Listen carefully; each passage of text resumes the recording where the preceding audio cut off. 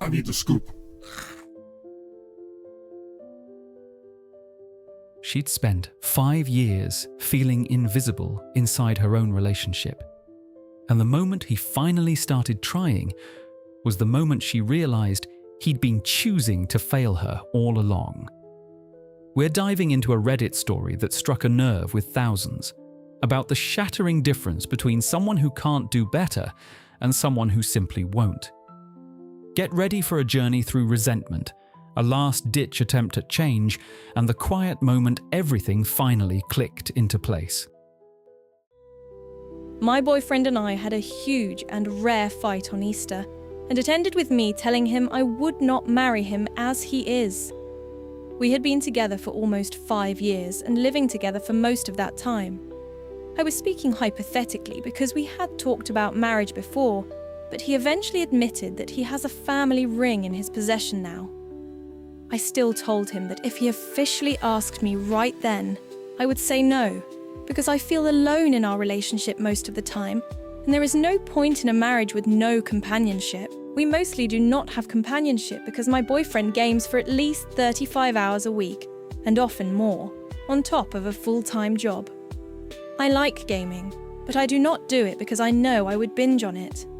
Instead, I go to the gym, read, write, watch movies and TV shows, go on walks, and sometimes go to coffee shops or out with friends.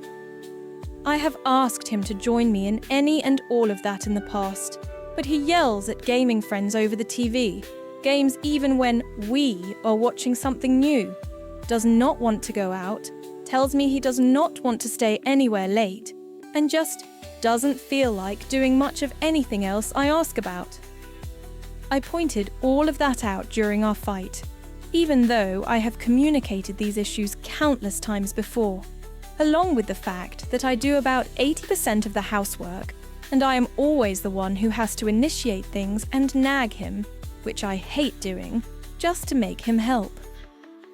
I thought saying all of it to him, right alongside the fact that I would not marry him at this point, would wake him up. But a few days after our fight, he spent a few $100 on unnecessary gaming stuff. I did not even have it in me to argue. I just receded into indifference and called a few friends about visiting them in other states to get away from my relationship.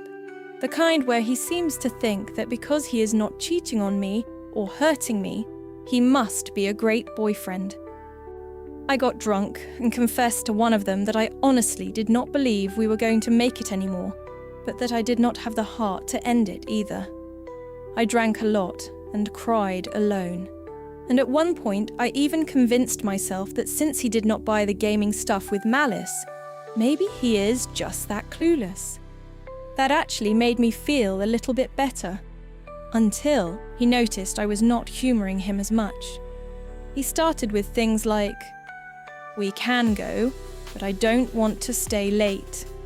And I said, "Okay, it sounds like you don't want to go, so I can go alone. Bye." He started saying things like, "I love you, forever."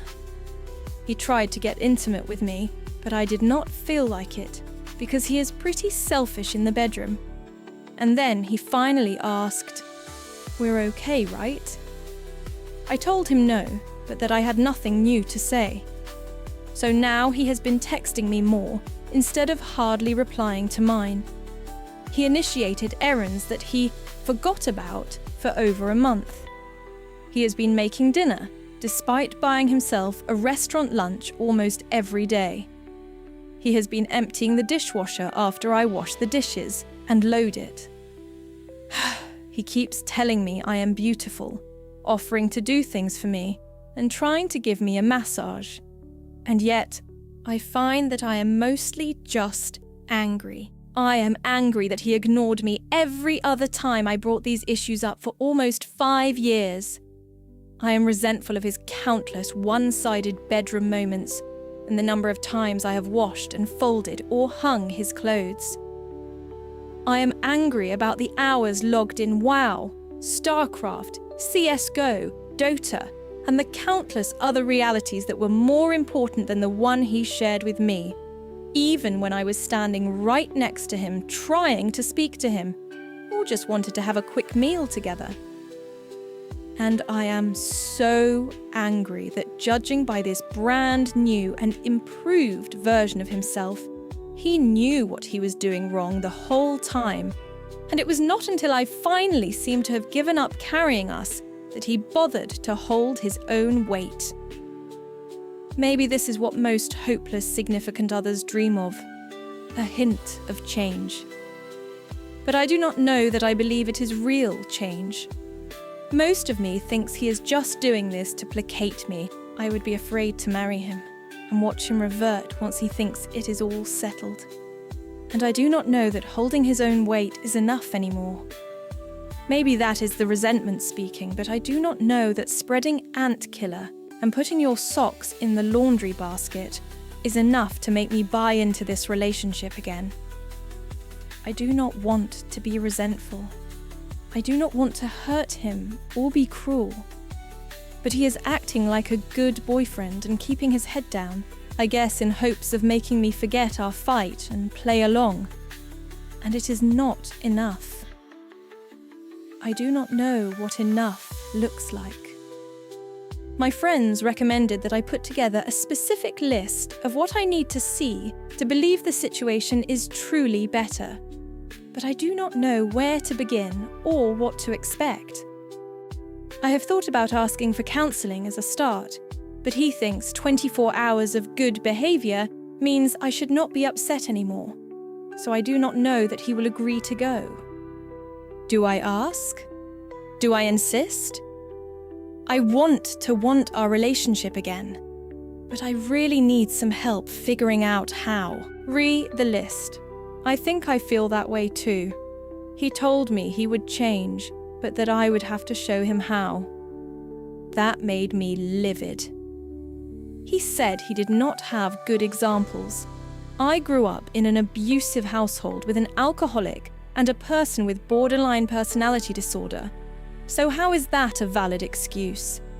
His parents are still happily together, though his mother basically directs their lives. Her saying is, men may make the living, but women make the life. But I have told and shown him 1,000 times that that is not who I am or want to be. I honestly think my boyfriend could become a great man and partner, but I feel like it is not going to happen as long as I am around. And that absolutely blows. I thought the same thing about the ring, because he has referenced an engagement before as what I believe was an emotional manipulation tool. So I looked, and I found it. But it broke my heart that I was snooping for a ring, not out of excitement, or a need to see it, or a hopeful suspicion, but out of jaded disbelief. I am a teacher, and I told him that if I ask my students as a class to please make sure they are on task, and 3 of them jump and shove their phones in their bags, then I know they knew exactly what they were doing. So if the threat of losing me makes him jump and change all of these things, then I know he knew what he was doing was not right.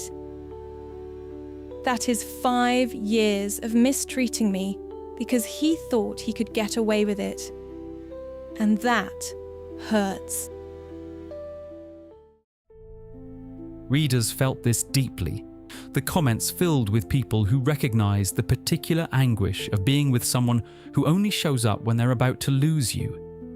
Despite nearly every voice urging her to walk away, she made the decision so many of us have made, to give it one more chance. 3 months of hope, counselling, and careful watching would eventually deliver an answer she never wanted to find. Well, against all advice and reason, I gave my relationship another go. We went to counselling. The first session was painful but productive. We worked on goals, and our counsellor said my resentment could heal if I stopped questioning whether my boyfriend's efforts were sincere and just took it day by day. He agreed to limit his gaming to an hour or 2 a night. As long as he was making a genuine effort and we were communicating, our counsellor said we could work it all out. Within a week, he was back to gaming all day. We were affected by the flooding in Houston, and he was so stressed by all of it that he just could not do a darn thing except play Counter-Strike to cope. I booked tickets to the opposite side of the country to see friends. He spent my last weekend in town gaming for more than 12 hours a day. My last night in town, he got my birthday wrong and guessed 3 times before he finally got it right. When I got back almost 2 weeks later, he put on this big show of not gaming and doting on me with exaggerated charisma. I'd be watching a TV show and he'd just stare at me until I asked why, and then he'd say something like, "I'm just mesmerized by your beauty." He pouted when I did not want to be intimate with him and told me he was overwhelmed because he was not gaming anymore, and "It's like I'm seeing you and how attractive you are for the first time in years."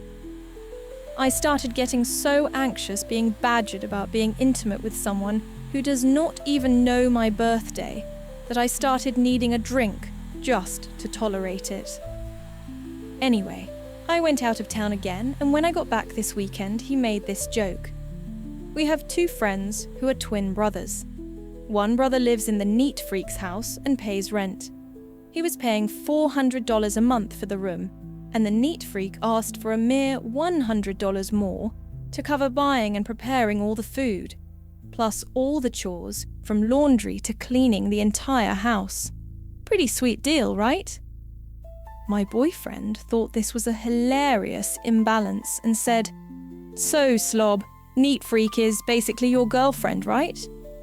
Because a girlfriend is someone who stupidly does everything for someone and is too whipped to ask for much of anything in return, I guess.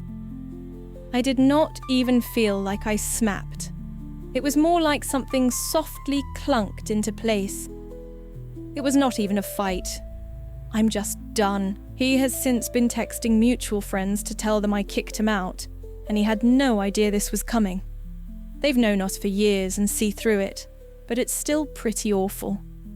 I've since found out he also told at least one male friend about my breast augmentation, and I overheard him telling gaming friends how dope it was that I can't get pregnant. Good times. He seems to think that 5 years of this garbage is not a good enough reason to break up, and is now claiming I'm the love of his life, and he'd never have given up on us. He's supposed to come over today to sort some stuff out with the lease, I guess, but I could use some support, reminding me that I've made the right choice. I can only imagine how much courage it took to finally say the words, not in anger, but in that quiet, settled certainty that there's nothing left to fight for. With the breakup now spoken out loud, one final encounter still loomed, and the people who loved her knew it could go any direction. What happened next in that apartment would give her the closure she needed, even as it broke her heart. I had a friend come sit with me on the couch when my ex came over. He walked in with really aggressive body language, saw that another man was there, and visibly deflated. He was still angry, just not as bad as I'd feared. Then he told me he never said I could have our rental house, that if I wanted to leave, I needed to get out. What's wild is that he'd given me this whole speech about how I'm family, that this is all his fault, that I should stay. And now, he's saying he never said any of that. I know I have as much right to be there as he does. We're both on the lease. But it's not worth the fight. Realizing that someone I'd loved for 5 years would rather watch me scramble to find somewhere new to live, with 4 pets he guilted me about but never once offered to keep. That was eye-opening in the worst way. He said a bunch of spiteful things, slammed the door more than once, and left. Then the texts started. He loves me. I'm family. Anything you need, you can ask me for the rest of your life. Except a place to live, I guess. I could never forget how he sounded when he looked at me and said, "Get out." That's the closure I needed. It still hurts, but I'm already looking for a new home. Sometimes the hardest thing to accept isn't that someone couldn't love you right. It's that they simply didn't try until you were already gone. She's starting fresh, and will be here if she ever updates. So subscribe so you don't miss it. Share your thoughts on love, effort, and knowing when enough is enough in the comments. And explore our other videos for more stories about people who finally chose themselves.